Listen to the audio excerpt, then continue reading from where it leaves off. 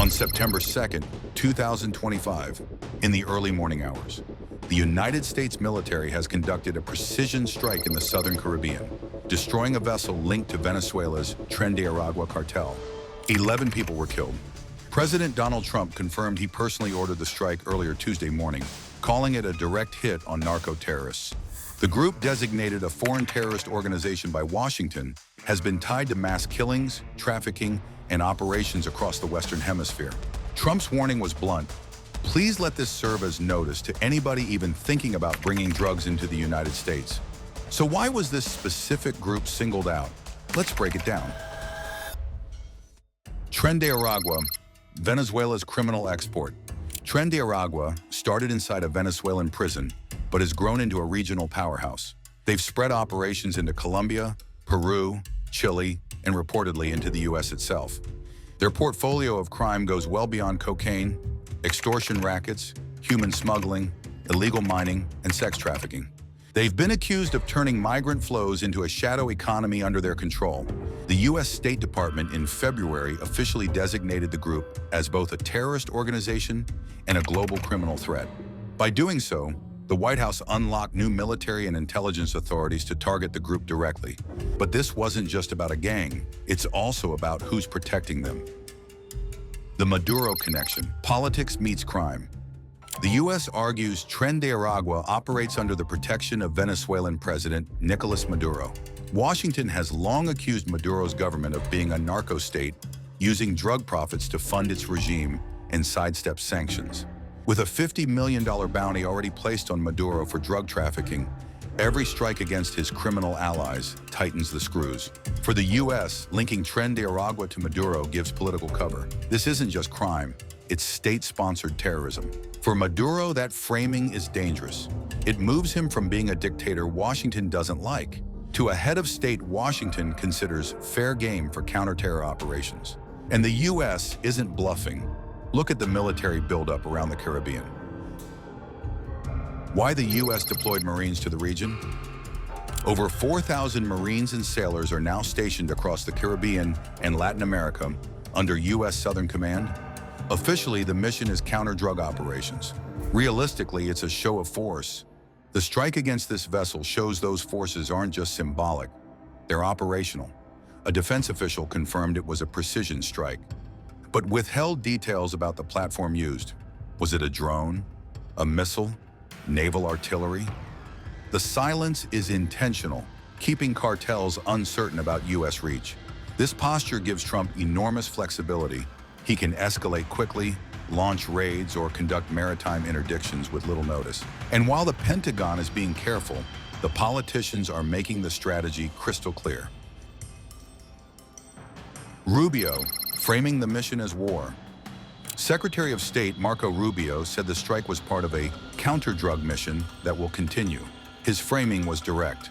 We are going to wage combat against drug cartels that are flooding American streets and killing Americans. When pressed on the legal authority, Rubio cited the terrorist designation as justification. That designation changes everything.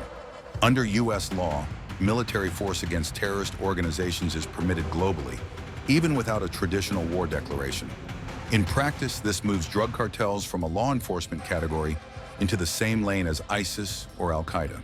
It allows targeted killings, strikes in international waters, and broader surveillance authority.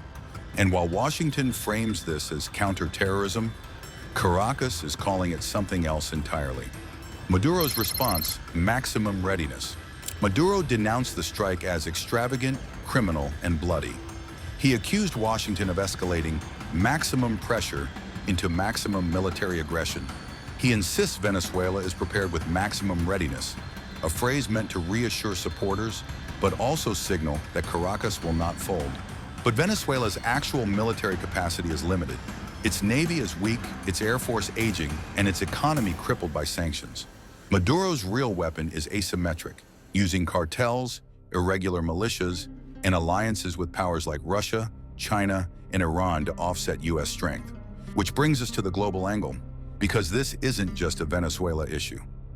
Geopolitical stakes beyond the Caribbean. Russia and China's shadow. Both Moscow and Beijing have cultivated close ties with Maduro. Russian contractors in Chinese capital have kept Venezuela afloat. A U.S. military campaign against a cartel tied to Maduro risks becoming a proxy flashpoint. Oil markets. Venezuela holds the world's largest proven oil reserves. Even though sanctions block much of its exports, instability there always rattles global crude prices. If Maduro feels cornered, he could weaponize oil shipments or cut side deals with U.S. adversaries. Regional pressure. Countries like Colombia and Brazil face spillover effects.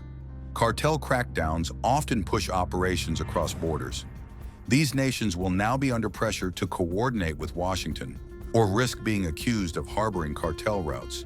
And of course, no U.S. strike abroad comes without economic consequences at home. Domestic political and economic impact. For Trump, this strike is political gold. It reinforces a central campaign narrative. Tough on crime, tough on the border, tough on foreign enemies.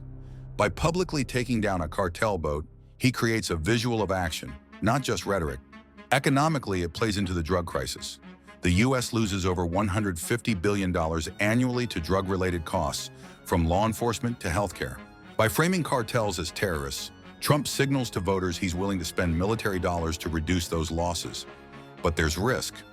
Military operations are expensive, and critics will question whether firing missiles at boats in the Caribbean is the best use of taxpayer funds. And beyond money, there's the precedent question. Are cartels now permanent military targets?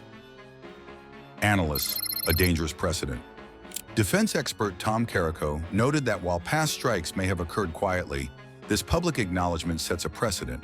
Cartels are now treated as battlefield enemies. That precedent could expand. Will the U.S. strike cartel targets in Mexico? Intercept ships in Central America? Could drones patrol Caribbean shipping lanes the way they do in the Middle East?